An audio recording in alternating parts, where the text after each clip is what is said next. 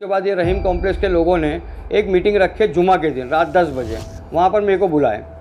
तो वहाँ इंटरव्यू देते हो, उसमें बोलते हो कि रात में मैंने रहीम कॉम्प्लेक्स में 84 जो फ्लैट्स है उनके लोगों की मीटिंग ली।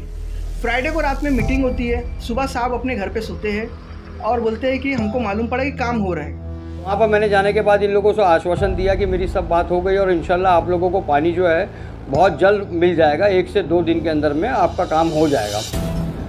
लेकिन वो सिर्फ अपनी अना के लिए और क्रेडिट लेने के लिए वो ना आए, ना उन्होंने कुछ किए, लेकिन उन्होंने मेरे ऊपर में FIR करवा दिया था कि भाई ये पानी की चोरी। पता नंबर नहीं ऑफ केसेस है जो इधर के लोकल लोगों पे किसने करा?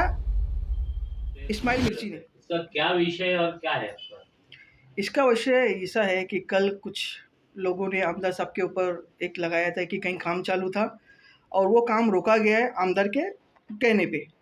तो मेरा ये कहना है कि आमदार आप इंटरव्यू देते हो, उसमें बोलते हो कि रात में मैंने रहीम कॉम्प्लेक्स में 84 जो फ्लैट्स है उनके लोगों की मीटिंग ली। फ्राइडे को रात में मीटिंग होती है, सुबह साहब अपने घर पे सोते हैं और बोलते हैं कि हमको मालूम पड़ा कि काम हो रहा है।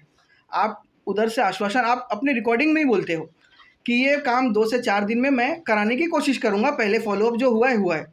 बात ये है कि इसमें जो था, जायका की तरफ से ना एक 15 से 20 साल पुरानी लाइन गई थी, 6 इंच की लाइन। वो लाइन का फ़ॉलो अपना मैं बहुत दिन से ले रहा था कि वो काम टैपिंग हो जाएगा, तो वो काम बहुत अच्छा लोगों को जो अपना यार मोहम्मद साहब का जो घर का एरिया गया है, वो एरिया प्लस मोमिनपुरा में जो रोड आता है वो, प्लस ये रहीम खान कॉम्प्लेक्स के लोग भी आ रहे थे, उसके लिए भी एक टैपिंग का था और भी काम था।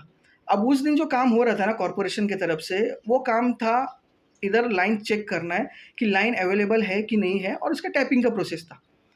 जेसीबी आई, जो एज़ यूजुअल कॉन्ट्रैक्टर है कमाल जो है, कमाल गया उधर जाके जेसीबी को उधर से जो भी प्रोसेस था उन लोग ने खोदना चालू किया। गाड़ी खड़ी थी, थोड़ा टाइम लगा।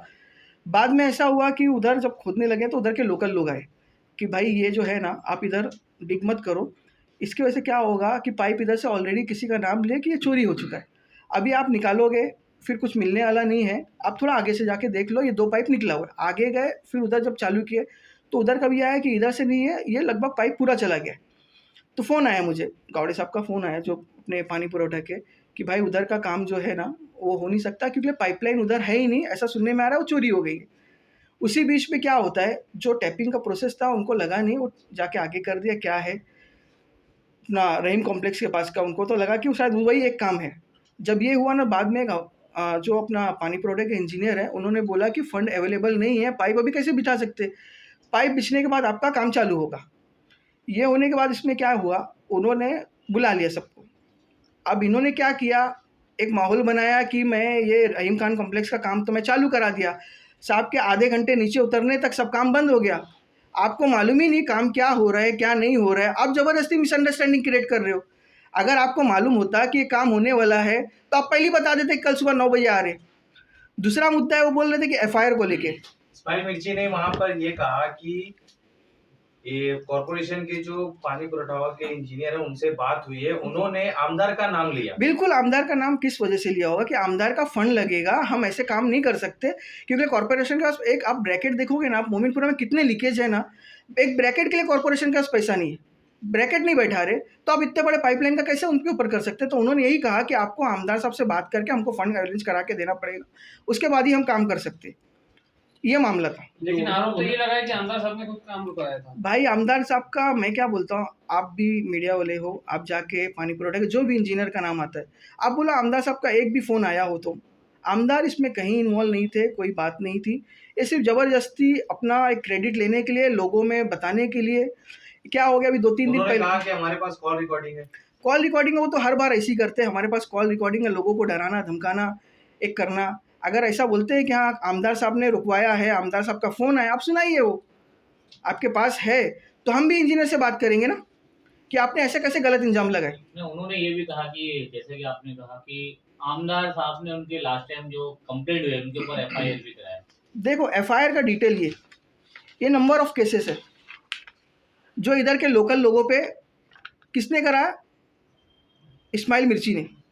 उसने क्या करा, खंडनी का झूठा आरोप लोगों को। उस टाइम पे क्या था, जैसे आज हुआ है ना, अभी रहीम कॉम्प्लेक्स के लिए ना ब्लॉक का काम, बोरिंग का काम, पानी का जो भी काम है वो इंशाल्लाह आने वाले हफ्तों में आपको दिखने लगेंगे।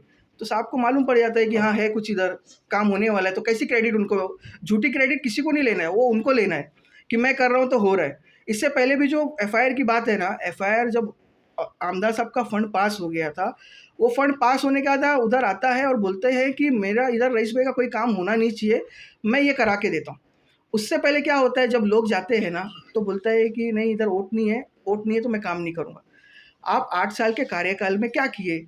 आज आप बोलते हो मरियम अपार्टमेंट में पानी, वहाँ पानी नहीं था, सिमरा आर्केड में पानी नहीं है, वकार कंपाउंड में पानी नहीं है, रहीम कॉम्प्लेक्स में आप ऐसे झाड़ू की छड़ी लेके आते हो और रात में कंपाउंड में आके बोलते हो और सुबह काम चालू हो जाता है।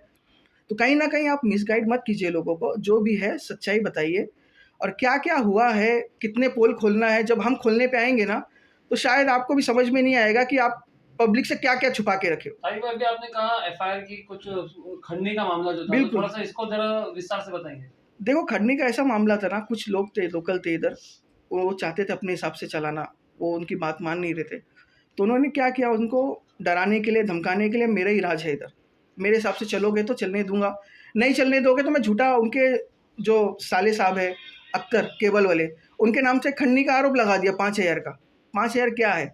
और लोगों को डराना धमकाना, जिसका जॉब है मैं तुम्हारी नौकरी खा जाऊंगा, जिसका काम चल रहा है तुमको इधर मोहल्ला छोड़ के जाना पड़ेगा, ये सब तो इनके काम है इधर।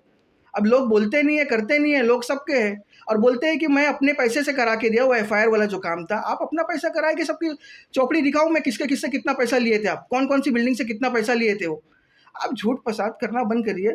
अभी ये माहौल कब बनता है, जब रहमतपुरा हॉल होता है, जब पब्लिक उनको दिखती है। अब इनको समझ में आता है कि इनके हिसाब से चल नहीं रहा है। पब्लिक आवाम रईस भाई के साथ है, आपके बोलने से ना बोलने से कुछ नहीं होगा, 2-5 लोग से जो भी है आवाम की है, पब्लिक फैसला करेगी जब वक्त आएगा। आवाम के ऊपर छोड़िए ना। और लोग हमारे, देखो हमारे में है, रईस भाई का इलेक्शन करीब है, जो बोल रहे हैं कि मतलब अभी करीब आ रहा है रईस भाई का इलेक्शन, तो वो सबको एक साथ ले रहे। मेरा ये कहना है रईस भाई करीब आ रहा है इलेक्शन, रईस भाई हमेशा आवाम का साथ लिए, आवाम के हक में साथ किए। जो भी फंड है वो आवाम के लिए किए, जो उनको करना था। अब आप चाहते हो कि हमको मिले, हम काम करें ना करें अपने हिसाब से चले, तो बात अलग है।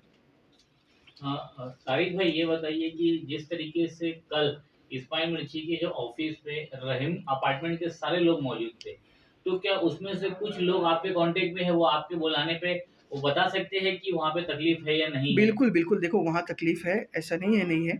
वहाँ के लोग इससे पहले भी जब बोले तो उनके ही बोलने पे बोरिंग भी आमदा साहब के निधि से कराया गया है। उधर ब्लॉक का कुछ इश्यू था, वो ब्लॉक भी लगभग हो गया है, वर्क ऑर्डर के स्टेज पे है। तो इंशाल्लाह हफ़्ते 10 दिन में आपको वो सब काम दिखेंगे। वो लोग को मालूम था ये होने वाला है, सब चीज़ें हैं। अब क्रेडिट लेना होता तो मैं खुद उधर एक जाके मीटिंग लिया होता 1 हफ़्ता पहले कि भाई ये काम होने वाला है, आप चालू है। आमदा साहब को कोई क्रेडिट की ज़रूरत नहीं है, पब्लिक जानती है किस कौन काम कर रहा है, कौन काम नहीं कर रहा है। तो किसी को बताने की ज़रूरत नहीं है। तारिक भाई, आपने बताया कि नंबर ऑफ केसेस, तो कितने लोगों पे कितने मतलब जो है केसेस किए गए, इसके बारे में देखो इधर किसी से छुपा नहीं है कि क्या इन्होंने किसके किसके ऊपर अत्याचार किया हुआ है। और बाद में लोग बोलते हैं कि हम कुछ नहीं किए, कोई हम वाइट कॉलर है, हम जिससे इससे पैसा लिए हम पैसा वापस कर देंगे। आप पहले किससे किससे लिए, क्या किए, खुलासा तो करो, क्या नहीं किया। इधर पानी के नाम पे आज जो पानी के लिए आप बोल रहे हैं कि आवाम को पानी, हम खुद चाहते। अल्हम्दुलिल्लाह मैं खुद बोल सकता हूँ कि जब से मैंने आया एक घर भी कोई पैसा नहीं दिया होगा टैपिंग के लिए। यही पहले 5,000 से 10,000 एक घर से लिया जाता था टैपिंग के लिए। तो किसके द्वारा लिया जाता था? अब ये किससे ज़्यादा आप बात कर सकते हैं, इधर लोगों में लोग खुद बताएंगे अपना। कुछ लोग तो तैयार भी है कि अगर ऐसा है तो हम खुद बोलेंगे हमने कितना पैसा दिया है। एक आखिरी सवाल ये है तारिक भाई कि भिवंडी शहर के जो ईस्ट के जो आमदार है रईस शेख, उनके ऊपर कोई ना कोई मतलब उनके ऊपर कोई, उनके खिलाफ कोई ना कोई इंटरव्यू देता है, कोई ना कोई बात करता है, उसके बाद में जो भी कार्य करता है उसका जवाब वो देते हैं। तो रईस भाई इसमें क्या आपको लगता है रईस भाई को इसमें जवाब देना चाहिए? देखो रईस भाई कैसा है, अभी वो हर चीज़ का इनको जवाब देना सही नहीं है, क्योंकि वो उनको देखो इनको मालूम है कि क्या है, कुछ बेसलेस है, कुछ तो है ही नहीं। अभी आज मेरा मकसद इसलिए बुलाना है कि ये सब मिसअंडरस्टैंडिंग क्रिएट के, कोई इशू नहीं था रईस भाई के हिसाब से, कोई इशू नहीं है, आवाम उनके साथ है। अभी ये क्या करते हैं, देखो आवाम में सबको मालूम है कि जब रईस भाई का इलेक्शन नज़दीक आएगा तो कुछ फितने आएंगे मुसलमान के नाम पे, कौम के नाम पे, कि हम भी इस एमएलए का इलेक्शन लड़ेंगे और कुछ वोट काट के किसी को फ़ायदा पहुंचाना उनका मकसद है। ये सब बीजेपी का मोहरा है और हम 2-4 दिन पहले भी देख चुके हैं कि हमारे एरिया में किसको लाया गया था, क्या हुआ था, जबकि आमदार साहब उसको बोल के ऑलरेडी रुकवा दिए थे कि वो ट्रांसफार्मर का जैसा है वैसे ही रहने दो, जब तक आप इसको कुछ नया नहीं मिलता उसको आप शिफ्ट मत करो। तो ये बीजेपी के मोहरे लोग तो आते रहेंगे, अब इसको आवाम को फैसला करना है कि ऐसे लोग से हमको कितना सावधान रहना चाहिए। अगर हम सावधान नहीं रहेंगे तो आप सोच सकते हो कि ये लोग क्या करेंगे। तारिक भाई, क्या आपके हिसाब से आमदार इलेक्शन को देखते हुए रईस भाई के खिलाफ माहौल बनाया जा रहा है? बिल्कुल, बिल्कुल, ये तो बोल ही सकते हैं कि रईस भाई का इलेक्शन नज़दीक है, इनको क्या है, इनको सबको डर है। आज यही लोग, मैं बोलता हूँ 3 साल पहले आपने इस्तीफ़ा दे दिया था। इस्तीफ़ा देने के बाद आप बोलते हो कि मेरा डिप्रेशन में था, इसकी वजह से मैं इस्तीफ़ा दिया, आप ऊपर लेवल तक गए, लेकिन आपको कुछ सुनवाई हुई नहीं क्योंकि आपका इस्तीफ़ा एक्सेप्ट हो गया। अब उसके बाद आप लोगों को बोलने लगे कि मेरा कुछ काम नहीं है, तो फिर ज़ाहिर सी बात है पब्लिक किसके पास जाएगी? इधर कोई लोक प्रतिनिधि था। आमदार साहब के अल्हम्दुलिल्लाह आमदार साहब ने सब बातें सुनी, सब काम किया। अब इनको डर है कि मैंने तो कुछ काम किया नहीं है। 8 साल ने आप पानी का आज इधर बहुत से इशू है, आप क्यों सॉल्व नहीं कर पाए? आपका कहना रहता है कि मैं 10 साल में कॉरपोरेशन चढ़ा नहीं सीढ़ी, यानी आप क्या बताना चाहते हो? जो नुमाइंदगी हमारी कर नहीं सकता, एरिया के लिए नहीं कर सकता, उसको कॉरपोरेशन में भेजेंगे कैसे हम? तारिक भाई, एक आखिरी सवाल। इस्माइल भाई ने कहा अपने इंटरव्यू में कि अगर हमारे बीच कुछ ना इत्तेफाकी तो आमदार साहब मुझे बुलाए, मैं आता हूँ, या उनके लोग मुझे बुलाए, तो क्या आमदार साहब बुलाएंगे? उसका जवाब ना इत्तेफाकी थी, जो उन्होंने इंटरव्यू में बोला था, मैं उसका जवाब दे दिया आपको कि शाम में, रात में आपकी 10 बजे मीटिंग होती है, आप सो रहे हो और आपको फ़ोन आ जाता है कि काम हो रहा है, आप फ़ोन करके काम हो रहा है। क्या काम हो रहा है आपको मालूम ही नहीं था। उधर मिसअंडरस्टैंडिंग कुछ हुई, उसके बेस पे आप कर रहे हो और बोलते हो ऐसा नहीं हुआ, वो रहीम कॉम्प्लेक्स वाले हुए। अरे रहीम कॉम्प्लेक्स वाले को हम खुद चाहते हैं कि इधर जितने भी लोग हैं, कोई पानी से महरूम ना रहे, कोई एजुकेशन से महरूम ना रहे, और आप इसको सिर्फ एक किसी के बोलने पे चलना अच्छा बात नहीं है, और फिर बाद में भूल जाना कि मैं भूल गया, मैं क्या बोला, ये सब गलत है ना। आप ऐसा मत कीजिए। मेरी आवाम से गुजारिश है कि ऐसे बीजेपी के मोहरों से जो आने वाले वक्त में सबको कहेंगे कि रईस भाई ने क्या किया। आप बेहतर जानते हैं कि हमारी स्थिति क्या थी पहले और आज क्या है, हमें कितना डेवलपमेंट मिला है। तो ऐसे लोगों से, ऐसे एजेंटों से जो बीजेपी को वोट का ठेकेदार बताते हैं कि हम इतना वोट दिला देंगे आपको और आपकी सीट निकल जाएगी, तो हमको इनको करारा जवाब देना इंशाल्लाह आने वाले वक्त में। आप अपना वोट सही जगह इस्तेमाल करके रईस भाई को इंशाल्लाह हम भारी बहुमत से इनको जीत की तरफ लेके जाएंगे। और आप सबसे मेरी गुजारिश है कि ऐसे लोग पे बिल्कुल ध्यान ना दें। एक्सप्रेस न्यूज हिंदी पर वीडियो देखने के लिए करें लाइक, शेयर और सब्सक्राइब। बेल आइकन दबाना ना भूलें।